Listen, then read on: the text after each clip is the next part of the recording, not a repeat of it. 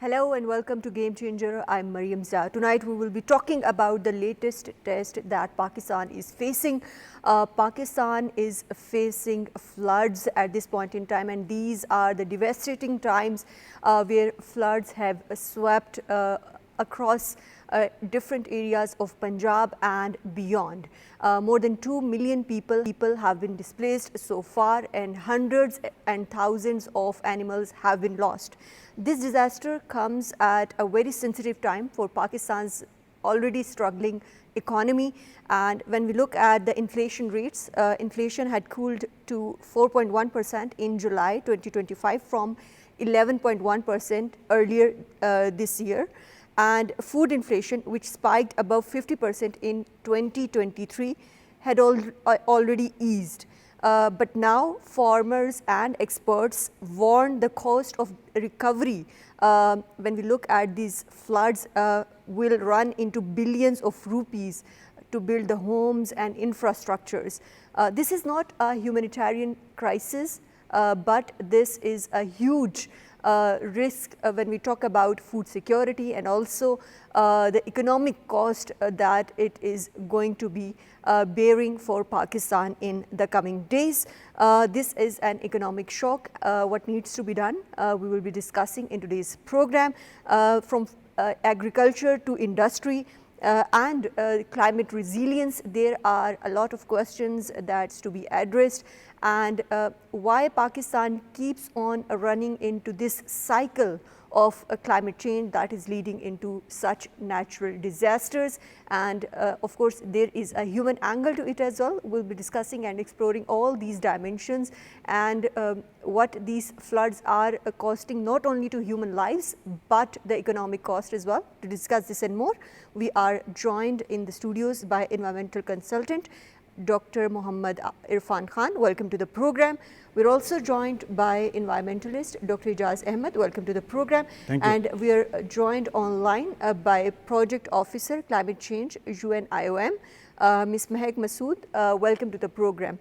Dr. Irfan, let me start with you. Of course, we keep on discussing in our shows about the climate change and its impact.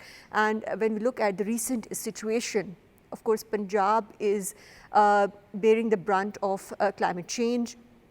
And now this is going to be moving towards Sindh in coming days.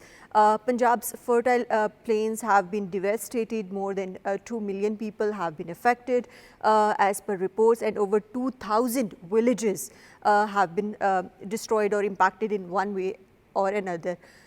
How do you think, and why have we lacked in preparedness so far as far as this testing time is concerned? Thank you, Maryam. In fact, this particular year, when we are comparing the devastation in Punjab, I think we were not prepared, keeping in view the historic trend for the last 30-40 years in these eastern rivers coming from India after this Indus Treaty, the Satluj and Ravi. And we have not even considered that they may come back to their own place back. And we have developed schemes and human settlements and all of the area, infrastructure, housing societies. And that really created more problem, and it is more damaging in that way, and the cost has increased. That's one reason. We thought Ravi is gone, because historically from our books we used to study that Ravi was flowing just across the Badshahi Mosque in Lahore. So now it's far away, so everybody thought it's going far and far away, and there is nobody thinking of that would come. And particularly in this year, I think the India also used the water weapon, because at that time when they were holding in abeyance the Indus Water Treaty, they were saying we will not give any drop of water to Pakistan, but this is an opposite. They couldn't control it. So it means that statement given by the politicians, the government, it was totally unrealistic. They could not imagine the water cannot be controlled by their political statements. So I think our preparedness, we just was misled with our historical periods of, I think, up to 1988. This time the Ravi in the Chenab, they had this devastation.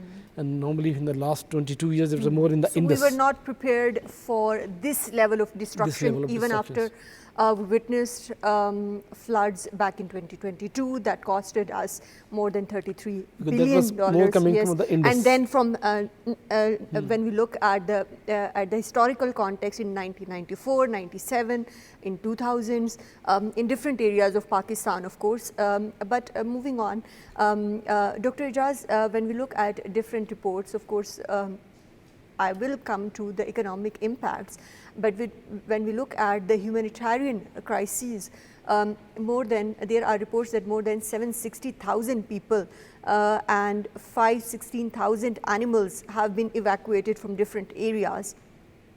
At least 33 people, more than 33 people have been killed in just a week. What does this say about our early warning systems? Well, if we generally see from the start of this whole flood season, June, that started from June. End of June, actually mid-June. And we feel that the early warning systems were quite effective in a sense that in the northern part of Pakistan, the local, the communal, community-based early warning systems, they work very well in a sense that they have been facing these incidences of GLOF, glacier lake outburst floods, on regular basis. So they are actually already tuned to this kind of situation, and they even any glacier melt which will come during the night time or during the daytime, they will be able to inform the communities, and the mortality rate will be very low. But this was unprecedented in a sense that the fresh floods and the cloud burst phenomena that took place quite regularly in those areas. Although Met Department say that there was no cloud burst incidences during this time, but the flash floods were so severe that and in flash flood what happens is the gushing water comes, and mainly not only the infrastructure damages but also human life suffers a lot, because it comes very suddenly as compared to the flood, a normal flood, because already people, they know that it is coming. But the problem here was with the information about the flood coming from India was not provided earlier. It was given to the local authorities at a later stage. So the preparedness, was not to that extent. However, I think that the evacuation plan, the displacement, and all the other initiatives taken by the local administration and the provincial governments, NDMA, PDMA, was good enough in a sense that the evacuations were done on time. But there were many places where people were not willing to leave their places. So that is where some of the... Yes, we saw a number of videos where, of course, people were not willing to leave behind their belongings and their animals, which is fair enough to some extent. But they lost... There is, of course, always a threat to life, and nothing is more important than life itself. But historically speaking, Dr. Ijaz, Pakistan has faced nearly 20 major flood disasters since 1950, and about half of these disasters were in the last decade or so. Yes. Why have lessons from floods in 2010 and 2022 have not been translated into something that could be implementable or could be implemented at this point in time? I think this is just one of the concern in a sense that we always plan. For example, now there are the flood is moving towards the Sindh province. So now they should actually be ready to take care of certain things. Although they are doing it, but then ultimately what happens, like what we saw in Karachi earlier, about 2-3 weeks ago when it rained, there was hardly any preparedness. So what we do is just before the monsoon season, a week or 10 days or maybe 15 days before we start preparation and start cleaning of the drains, etc. Whereas this phenomena should take place throughout the year. The preparedness should be good enough. I mean, now we are facing this situation the frequency of these floods have increased tremendously. Yes. And the amount of flood water that is coming is, I mean, like 22. Intensity and frequency both have increased tremendously. Yes. In 2022, it was only Indus or Indus related, like rivers. But this year, you start, I mean, like everywhere, other than, so far Balochistan is, safe, but Azad Kashmir, GB, KP, Punjab, and now Sindh, they are all suffering. So basically, the preparedness, I think, should have been much earlier and in a much better. Although things are improving, but lot more to do. Right, a lot more to do. And Mehak, coming to you, UN warns of food insecurity in the coming days, and we are still recovering from 2022 economic shocks. When we look at these floods, they have wiped out rice, maize and vegetables across 2100 villages along the Sutlej, Ravi and Chenab. How will this impact food self-sufficiency in coming months? As you already explained the stats, and first of all, thank you very much for having me here and talking about the economic aspect of the floods and the disasters we are facing. Certainly the agriculture land is undated, and now we are also, this floods will be moving towards Sindh as well. So those agriculture land will be also impacted by it.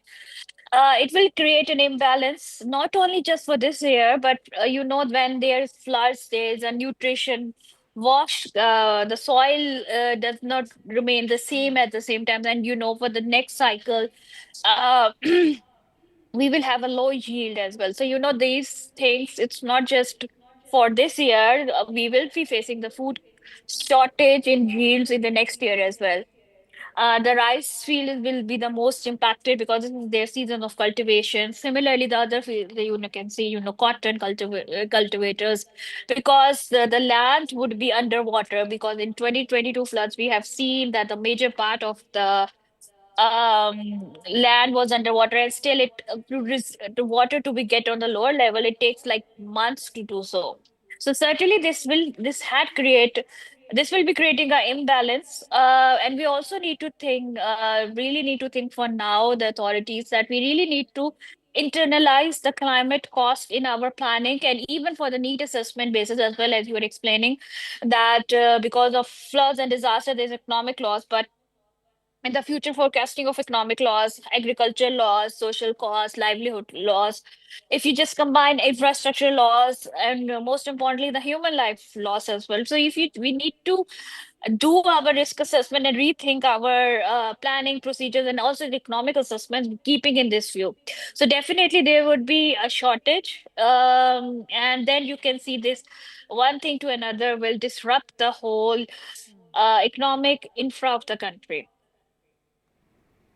Right. And we need recovery, Dr. Irfan. When we talk about food insecurity, UN is warning about food insecurity, as well as climate activists and farmers as well. How do you see in the coming days food insecurity will deepen if this recovery is not supported fully, and in what ways should the government and the relevant authorities support this recovery, and how should policymakers should be translating such warnings that we witnessed earlier this year from climate risk index, where Pakistan was placed at the top of the list as per 2022 floods warning. So there is of course certain gaps in policies that are needed to be filled at this point in time. I think gaps in policies are not that much. The actual problem is gap between the implementation of the policies. And this recovery, what you're talking about, I think it's not just this kharif fasal, the crop, sugarcane, rice, maize, all this. And this will have long-lasting impact. Food shortage also, and it will also carry out the waterlogging impact on that area for the next Rabi crop also, when this is waterlogged area. So that will have another impact on the next season. But as far as the implementation concerned, you see there are certain very serious questions to be raised. For example, Dr. Ijaz just mentioned about this GLOF. From the Green Climate Fund, we have GLOF 1, and then we have been funded GLOF 2, started from 2018, every year funding till this 2025, more than $60 million. That is for the northern area only. And even after this much expenditure, more than $60 million, and if you couldn't take adaptive measures, resilient infrastructure, or train the people how to cope with these things, I think this raised very serious questions on implementing partners also. That was through the disbursement of the UNDP. It was Green Climate Fund, they have financed it, UNDP administered it, and respective governments in the KP and the GB, they have implemented these things. So that indicate that funding is there, policy is there. Where we lack in the implementation properly. Right. Talking about implementation, but when we look at the figures, of course, agriculture sector is most affected by it because the farm sector employs more than 40% of Pakistan's workforce. But it grew only 0.56% last year against the 5-year average of 3.38%. How devastating, in your opinion, are these floods going to be? Because we have still to evaluate the outcomes or the impact from this situation, from this test for our GDP. Oh, you see, GDP will definitely affect because we are going to macroeconomic area, but it started from the micro. Yes. Because it will increase the local inflation, the cost of living, cost of these products, which ultimately when you go at the overall level, the macroeconomic level, it will definitely go to affect your whole GDP. Right, of course, of course. Yeah, please go ahead. I think one important aspect that we need to see is with these floods, the topsoil also washes out. Yes. And topsoil is the most productive, and it takes years to have a decades rather. Yes. To build up the same that kind erosion of soil. Exactly. So in order to compensate that, you need to give input in the form of fertilizer or in the form of some other resources. That will actually affect the overall environment because of the degradation, pollution caused by the fertilizers, etc. As well as the input will be more and more. So instead of 100 rupees, the farmer will be actually spending 200 rupees, and ultimately it will accumulate into the cost of production, and ultimately the price will become higher, and it will also have impact on the quality as well as quantity of the yield. So that, I think, and it takes time to rebuild that kind of situation, that kind of soil, which is again have that kind of production. So this is going to be a long term. I mean, it is not only for this year, but it is going to have impact on long term basis. And similarly, we are talking about 2022 and now 2025. So the soil overall productive will decrease tremendously. Cotton industry is going to be impacted, and then so ultimately textile. Yeah, exactly. Yeah. So there is a whole linkage. I mean, you talk about sugarcane, you talk about maize, you talk about rice. It's a chain effect. Yeah, it's all, and then as you mentioned that 45% of the labor workforce is associated with it. So ultimately, if we see the bigger picture, the kind of damages, the kind of losses, the economic losses that we are talking about, they are huge. They will be, I think, maybe double than what we, Allah na kare, but what we saw in 2022. Of course, God forbid such a situation happens, because this situation is still ongoing. And since we talked about agriculture and the economic cost in that sector, but I want to take on the infrastructure that is being damaged, the roads, bridges, irrigation systems, power lines, they have been completely damaged in many of the areas. And reconstruction costs are expected to be in billions. Do you think we have fiscal space for such kind of reconstruction or rehabilitation? And in addition to that, what we have already said, this all happened in the mountainous region, where the cost of infrastructure is much higher than the regular cost of, like if you build a road in the mountainous region, Yes. it will take more money, more resources, and also time, and it's a delicate ecosystem there also. So I doubt because But now plain areas of is Punjab are yeah, also yeah, being yeah, affected. Yeah, of course. No, already, like more than 600 kilometers of roads have been destroyed. More than, I think, 200 bridges have actually destroyed. I'm talking about up to now. In Punjab only. So when we talk, not in Punjab, in GB, in KP, and AJK, and in Punjab. But if we talk about Sindh, etc., that will increase much higher. And now But this flood water is going to be moving towards Sindh from yeah. September 2nd today. Yes. Yeah. So I think that is something which we need to, look for support from the international community. Although we have seen in 2022, the Secretary General of the Security Council, he visited, areas. he actually requested, he asked international community to provide support to Pakistan, and there were many promises made, but in actual, situation, very few, maybe 5% of what was pledged was actually provided to the government of Pakistan. So the situation will remain the same. We have to actually look for our own resources and our own ways to cope up with this situation. And this is something which we need to look seriously, because this is going to happen in coming years. And how prepared we are, there is a question mark. Right. How prepared? Regarding fiscal please, space, you see, it definitely affect, because you have to adjust your fiscal space at the cost and borrowing from your recurring account, and that will affect your balance of payments. For that balance of payment, you have to go for again IMF or other donors or lending organizations. Agencies, yeah. Because in our fiscal space, I think what we have for disaster management, this kind of budget is limited. They have not even forecasted for this kind of level. So it will definitely affect our fiscal space. And it was already slashed this time around. I would like to just, Yeah, I'm sorry, please. I would like to add, since we are talking about, there was support which was provided by IMF, I think 1.3 billion US dollar this year. So this is just peanuts actually, Yes. and that is a loan.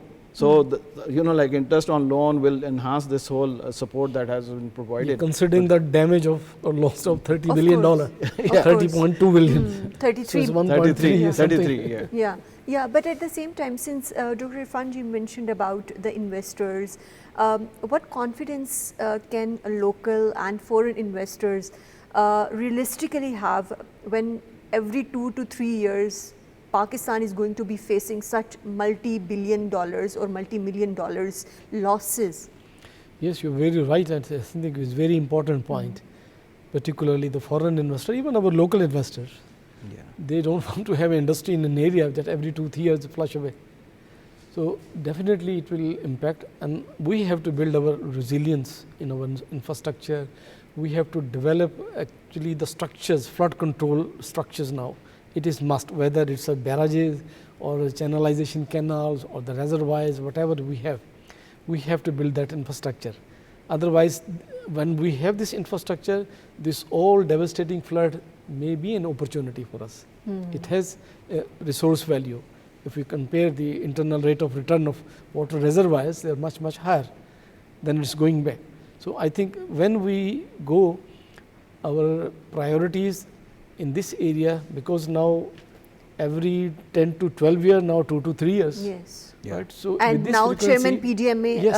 Inam Haider also warned that next year. we should be prepared for next 2 to 3 months 2 to 3 for months, such a yes. situation. For the next crop again. Yes. Then we yes. probably have heat waves, not the floods. Yes. Another drought. area. And during this flood, even we had an earthquake Yes. last few days back here.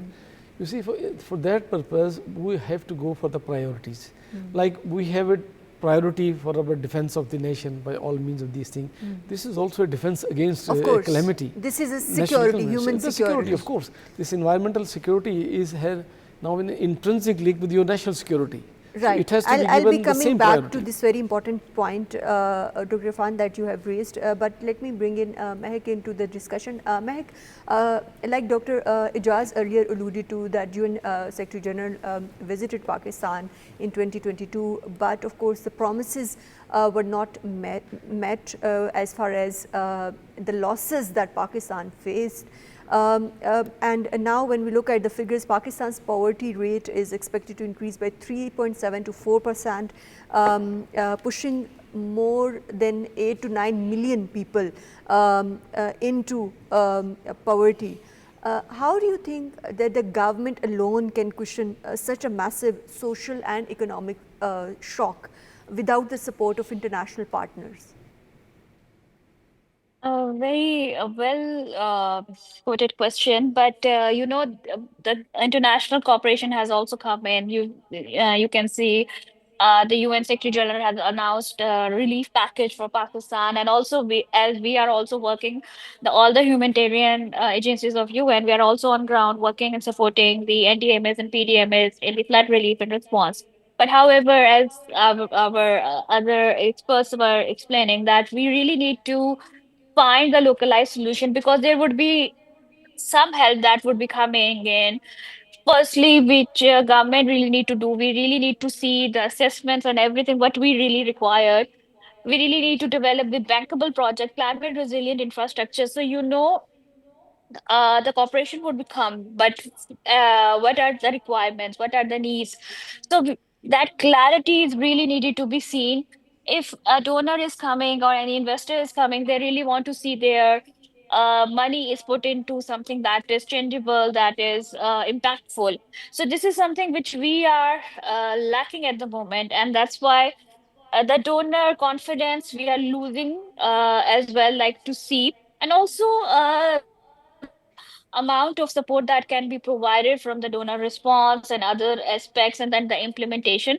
But end of the day, even for our work, we really believe that we work hard to build the local capacities. We do the capacity building on different subjects with to PDMAs, NDMAs, and all these people, to make them self-sufficient.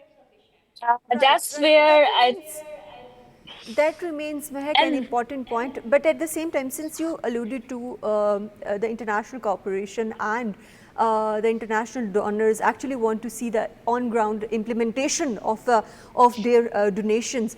But we remember that the pledges that were made in 2022 floods, they have not been met, and now the reconstruction costs are expected to be around 16 billion so far.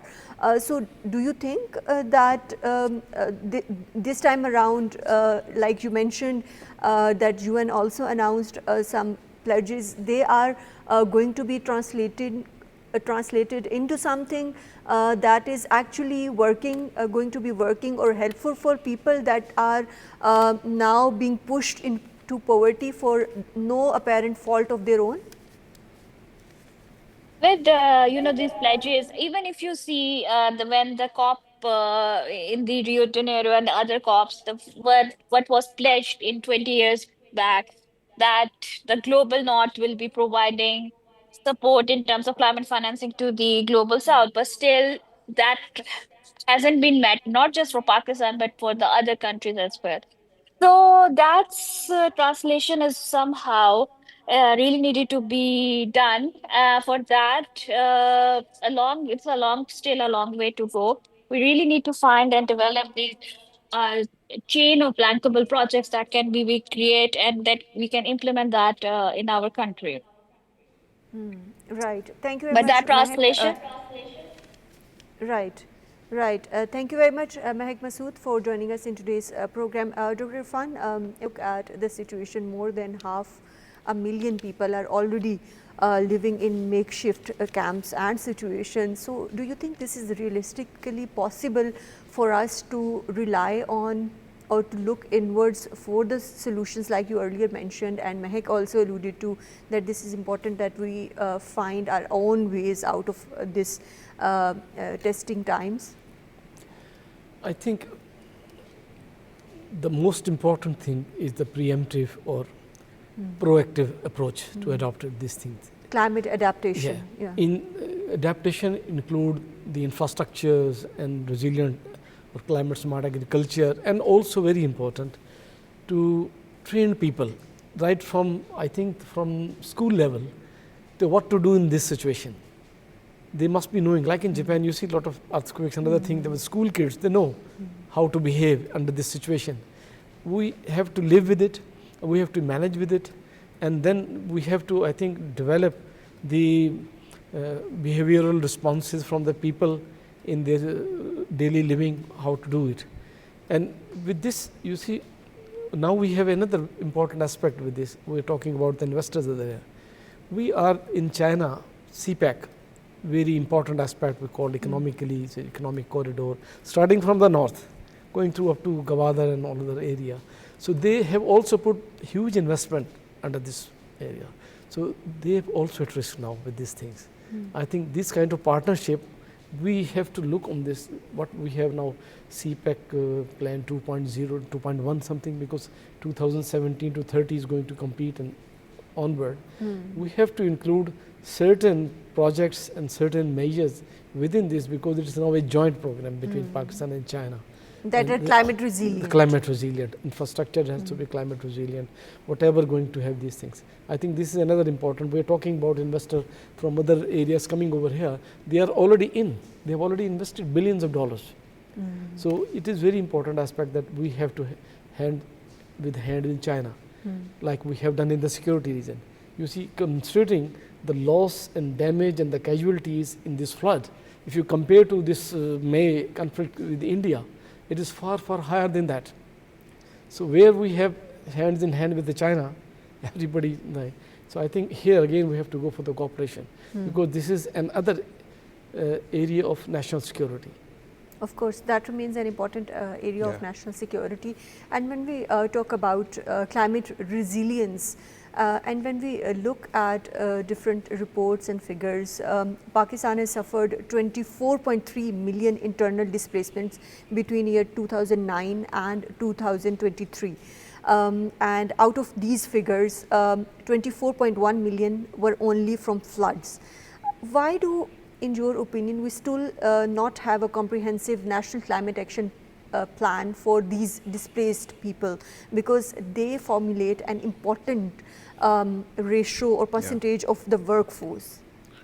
Well, I think this is very important. Although, if you see, there is a climate change policy, there is an implementation framework for climate change, there is an adaptation plan. The act is, so there are so many different instruments which are already available, and unfortunately again we go back to the implementation. So the problem is with the implementation, and normally what is the reason?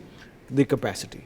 The situation sometimes is such that those who are in decision making process, they don't have understanding about the issues, about solutions. For example, globally, nature-based solutions are being recommended for such kind of situation, where which are more reliable, durable, long-lasting, and economically they are feasible as well. And then local people have idea about implementing those nature-based solutions, using wetlands as one of the restoration process, and maybe diverting but flood water. Awareness from the government departments is needed to the farmers and the relevant departments. So what kind of issues you see at the local government's level? I think capacity.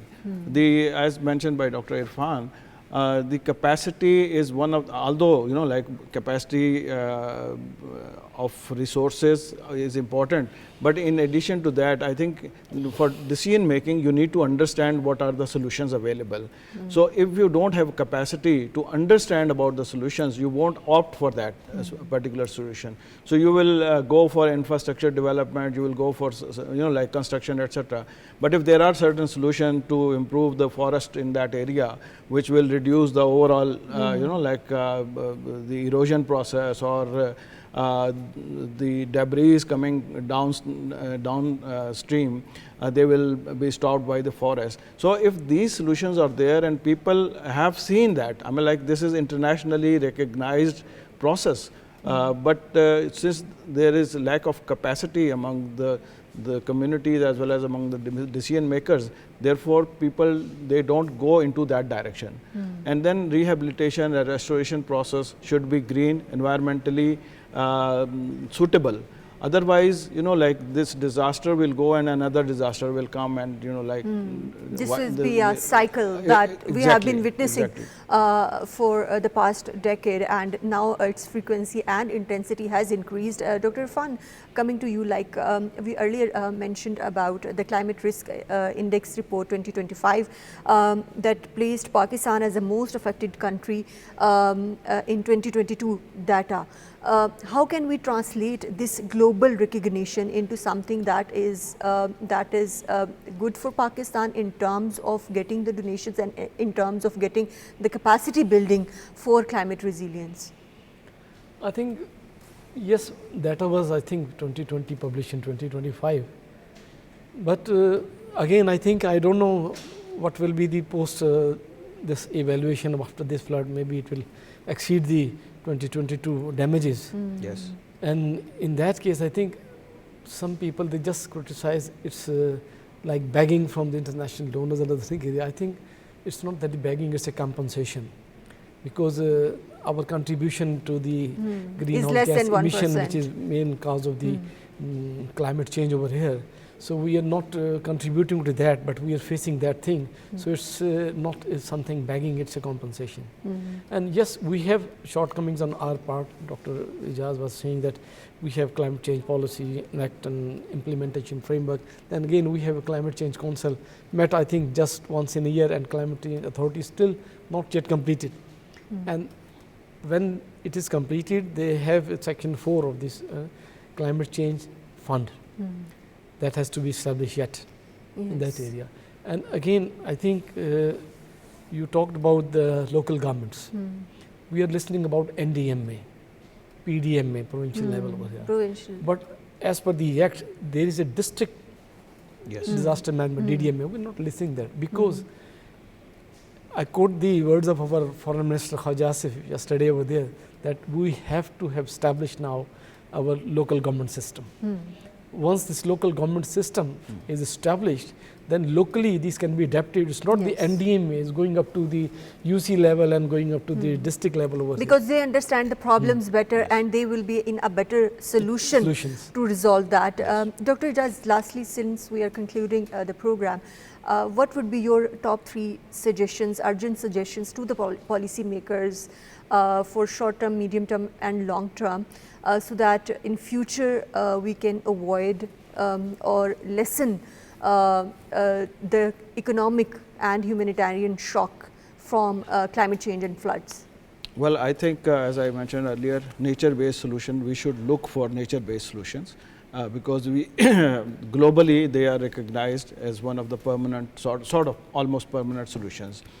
Build the capacity at different level, from high to lower level or from low to high level, and engage communities. And one thing which I feel is very important is we don't have any degree program or at a lower level any subject in disaster risk management at university level, or even if we have maybe 1 or 2 subjects.